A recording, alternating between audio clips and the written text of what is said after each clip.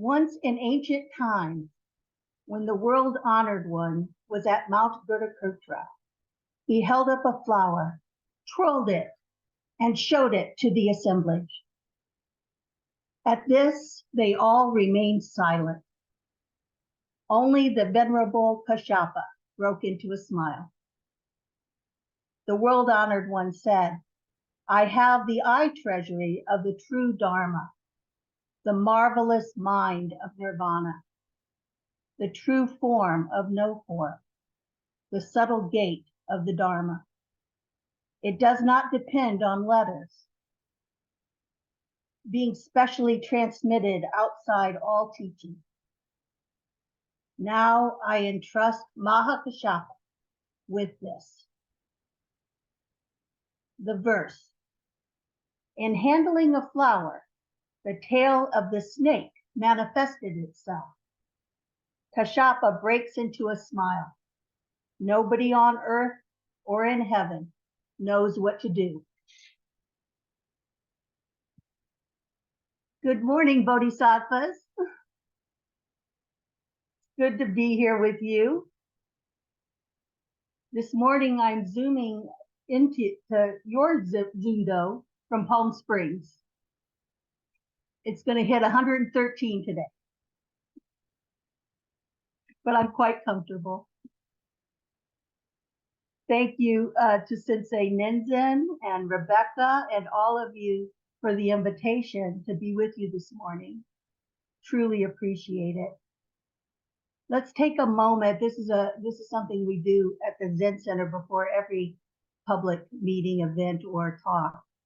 Let's take a moment to acknowledge that we are all now sitting on Native American land that was stolen by Europeans of the past. Let's acknowledge, remember, and offer blessings for all the Native people on whose land we now sit. And let's keep our palms together for a moment of silent, healing thought and love for Sensei Koan.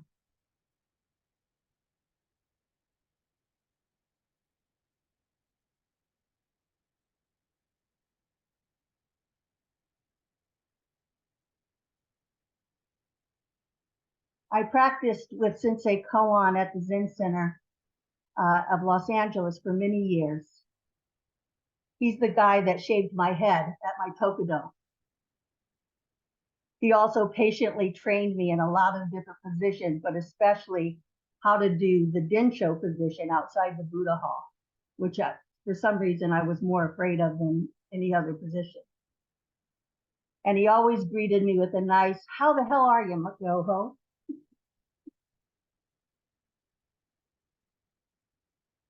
So let's just remember him and wish him well. The last time I talked about love in this kind of setting was on Valentine's Day in 2019. I was inspired by Roshi Bernie Glassman. He's kind of created a love koan for me that's been in my head since Love Bernie Day, which was what we called the memorial for Bernie Roshi. And someone at that service shared something about Bernie that he said at a bearing witness council at Auschwitz. He was distilling what our practice was all about. And he just said something very profound that hit me that day. He said, it's all about love, man. And for those of us that knew Bernie, you can just hear him saying that. It's all about love, man. That expression of what it's all about, said by that good man, that Mensch in that place, Auschwitz, where the opposite of love had once reigned, is so powerful that it's been living in me ever since. At my Shuso Hosen, I think it was 6 years ago or something, when someone asked me, how do you define love? Without thinking, I replied, love is when we acknowledge the interconnection between us. I hadn't pre-thought that. I don't know how that came out of my mouth, but I've been pondering it ever since. When I say love one another, I'm really saying realize that I am you and you are me. I'm saying Buddha recognizes Buddha and Buddha bows to Buddha. I also received a deep influence to keep talking about love by a longtime ZCLA Sangha member named Doju, who suffered from Lyme disease for many years. He had a rough time during the pandemic.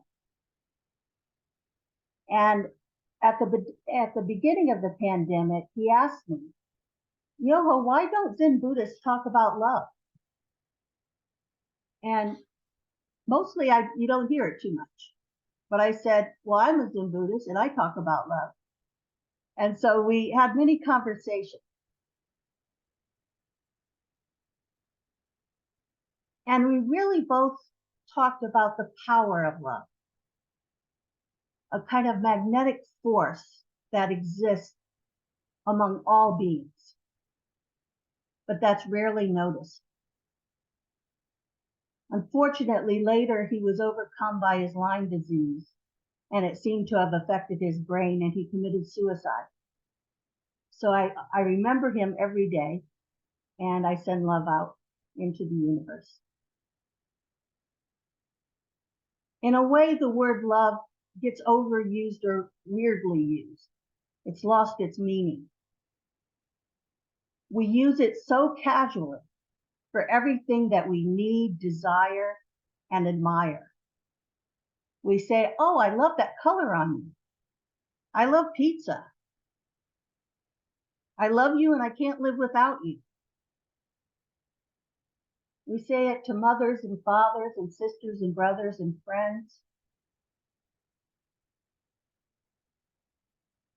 But do we really know what we're talking about when we say, I love this, or I love you? Or we don't say it, we don't have to say it at all. We just be it. The ancient Greeks identified 6 different types of love: friendship, sexual love, charitable, parental, and English use one. What does it really mean? What is love from a Zen perspective? I would like for us to realize what Roshi Bernie meant when he said, it's all about love, man. I want us to come to a deeper understanding. And I want to come to a deeper understanding of my own words. Love is when we acknowledge the interconnection between us.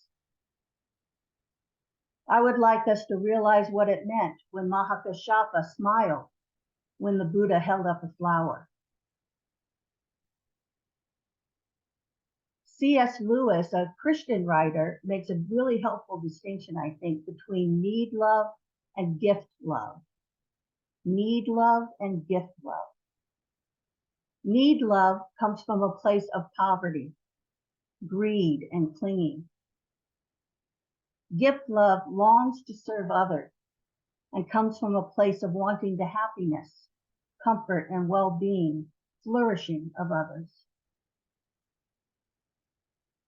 Thich Nhat Hanh, in a book entitled The 4 Qualities of Love, writes, the teachings on love given by the Buddha are clear, scientific, and applicable. Love, compassion, joy, and equanimity are the very nature of an enlightened person. They are the 4 aspects of true love within ourselves and within everyone and everything. So he refers here to 4 aspects of love. The first one being loving kindness. This refers to the intention and ability to offer joy and happiness to others. To really practice from a place of loving kindness, we must practice the 3 tenets of not knowing, bearing witness, and action that arises from the first 2 tenets, appropriate action. Otherwise, we won't be really helpful to anyone. It's important for us to really understand people, even the people we don't much like.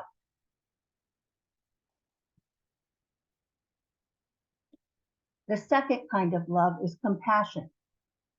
And this refers to the intention and ability to relieve suffering. This involves the willingness to bear witness with our whole being to the pain that people experience. Sometimes it only takes an email or a text or a phone call or a hug to relieve suffering. The third is what I'll call sympathetic joy. The happiness we feel when other people are happy. And we know how to do this because we've experienced joy ourselves. So this is really a counter to envy, especially when we get envious when somebody else has something good happen to them. Sympathetic joy is the antidote to that. And 4, equanimity. This is when we love in a way that allows people to be themselves. This requires us to stop clinging to fixed ideas that we have about people. It's a radical letting go. And this is a really important one that gets neglected sometimes. As human beings, our physiology kind of perceives things through what's dangerous to us or what might be a problem for us. And so we peg people and expect somebody that might have said something mean last year to say something mean now, or those kinds of things. So this is a really radical letting go of all of that and allowing people to really be who they are in that moment. Because people can change, and we want to make allowance for that.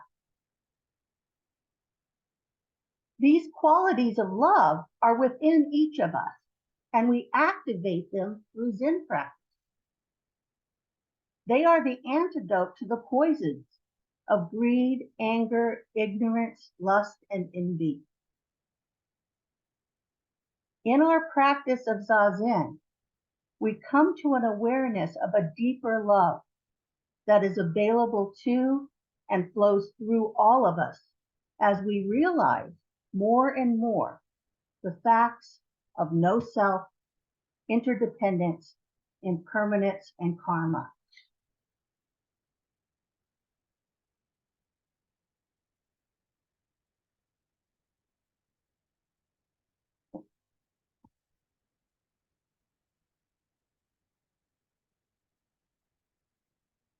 When we practice, the aspects of love that Thich Nhat Hanh identified naturally arise in us. When we get out of our own way, the love just arises and comes forth. Perhaps we've experienced this. Perhaps some of you have experienced it profoundly.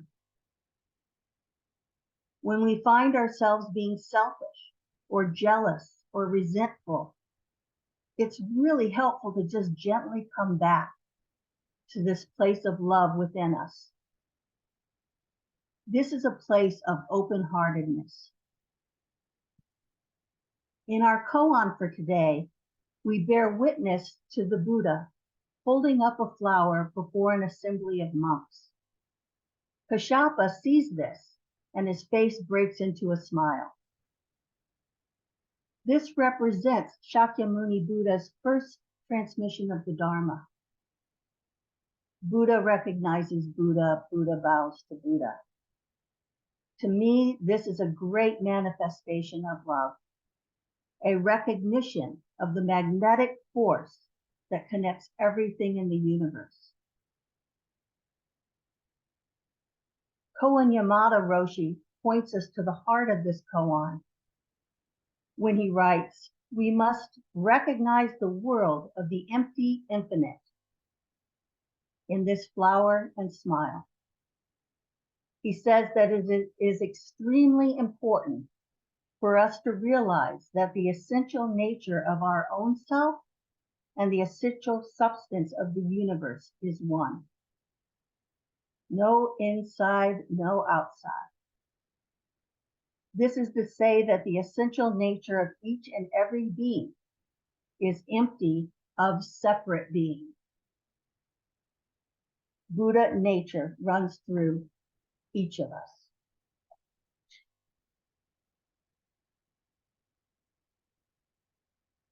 This oneness is a fact of reality, and yet we live our lives in delusional separation. In my opinion, the reason that we get so caught up in the dramas of selfishness, jealousy, greed, anger, ignorance, and lust is that we get caught up in need love rather than seeing love as the magnetic force that binds us all together and causes us to serve others. We deny that we are interdependent every time we assert that we are separate, every time we break a precept, every time we speak ill of the three treasures. We do this even though there are so many hints and signs that we are interconnected, like the way that viruses spread from one person to another, and we all just lived through a great pandemic, global pandemic, where we were all connected. It was right in our faces. And what did we have to do? We all separated and stayed in our houses, right? And yet we were never really separate. Other things are contagious, like yawning or smiling. Totally contagious. Laughter can be very contagious. Or how one person in a bad mood can bum out everyone around them. Just think how much effect we could have practicing loving kindness, compassion, joy, equanimity, for these too are contagious.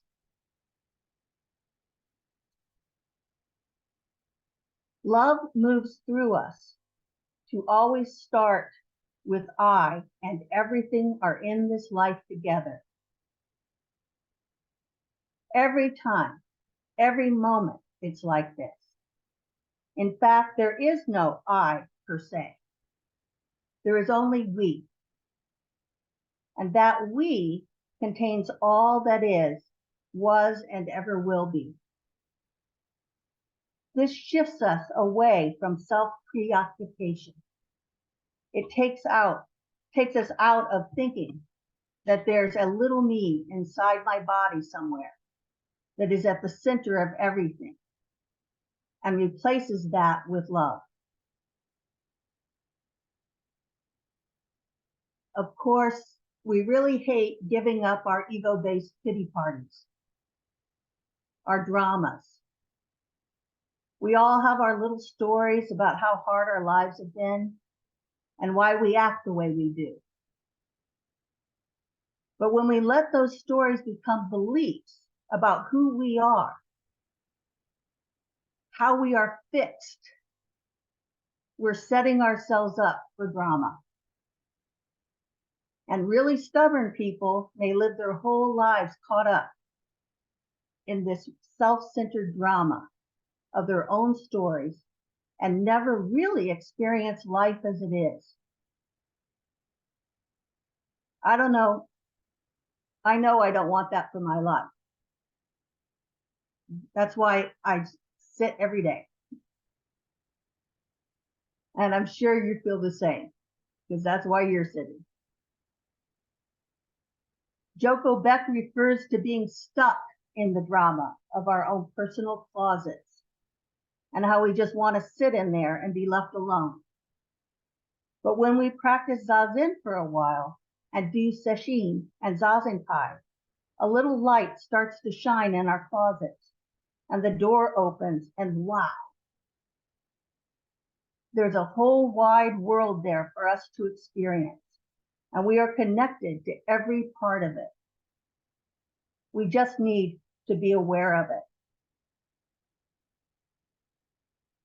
One of the best illustrations that I've seen of what she's talking about here, this kind of being in our own little prisons, is in this movie called Room. Has anyone seen that? This woman, it kind of ostensibly starts out like a Lifetime movie, but it was Oscar nominated because it was so good. And it really, I don't know, but I think the creator might have been a Buddhist. It has such a Buddhist theme. But this woman gets kidnapped by a man when she's pretty young, and she's like 17, 16, something like that. And he repeatedly rapes her, and she ends up getting pregnant. And he allows her to keep the baby, who's a little boy. And she's in this, she doesn't know where she is, but the little boy calls it room, where they live. And it's really a shed that's been locked up, and she hasn't been out of it the whole time. And this little boy, so he knows nothing but this small little room they live in. And there's a TV there, and they have some food to eat. And so he gets very accustomed to all this. And all along, the mother is plotting on how to get him out of there. But he has to be able to understand language and directions before she can do it. So she decides when he's 5 years old, she's going to get him out of there. And he doesn't really know anything about the outside world, except there's a skylight at the top of the room. And he looks up and he can see blue sky and clouds. And for him, that's his whole world. And the only other people he sees are on television, and those are flat people. So he doesn't really distinguish that they are actual people that are on the screen, but he doesn't know that yet. But when she decides to send him out of the room and get him to safety, she rolls him up in a carpet that the man that her captor had. She wanted him to take this carpet and put it somewhere, and told him what to do. And then the little boy is supposed to jump out of the carpet in the back of the truck when the truck stops and run for freedom.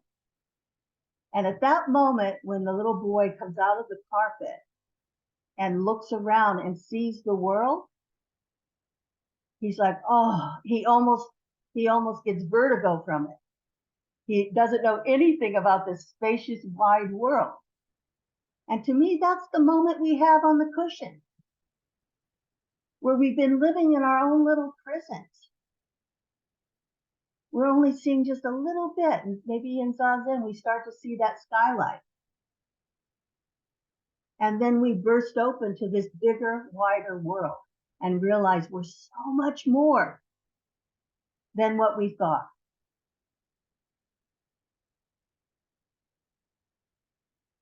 So long as we stay stuck in the prison of our own personal dramas, we will continue to create dramas everywhere we go. Do you know people like this? I know people that are not able to have a conversation unless they're creating some sort of drama.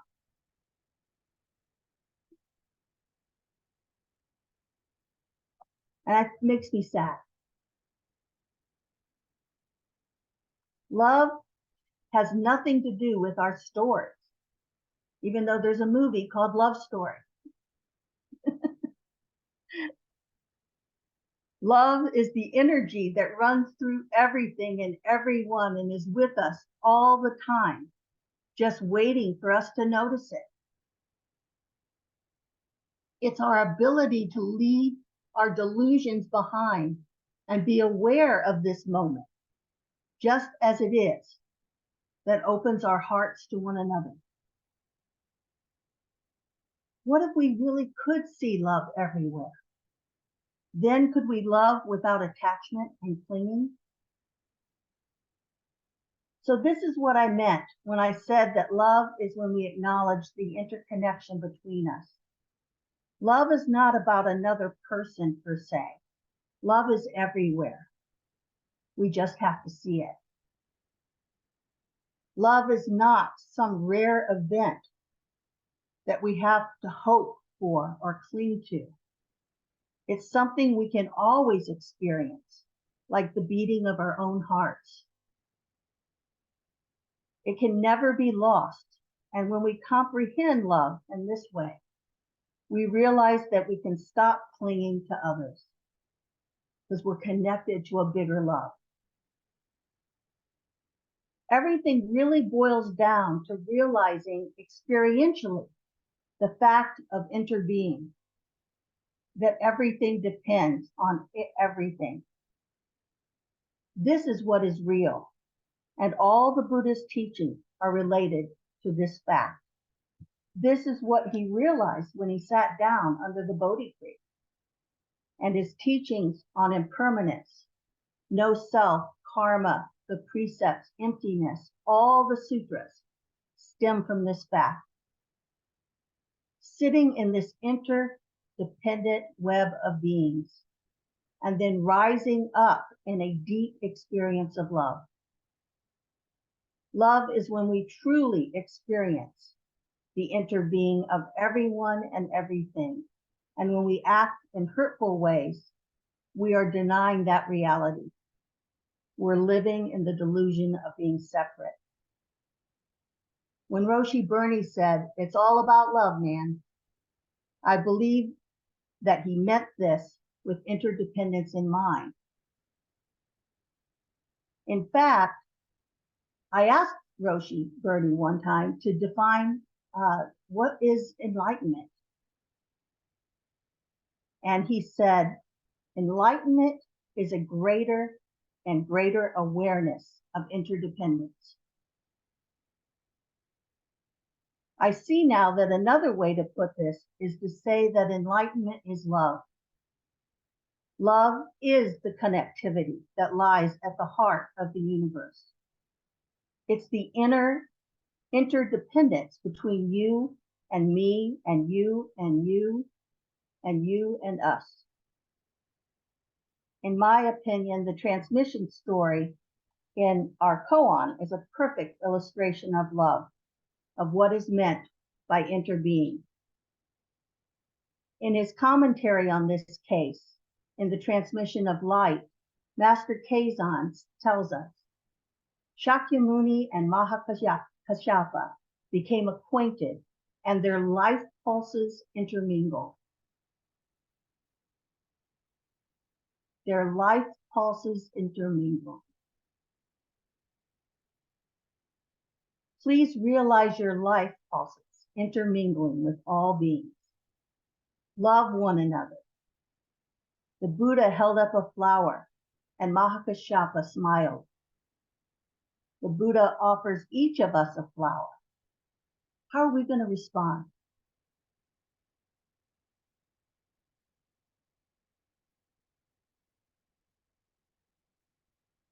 I left time for us to have a chat, discussion.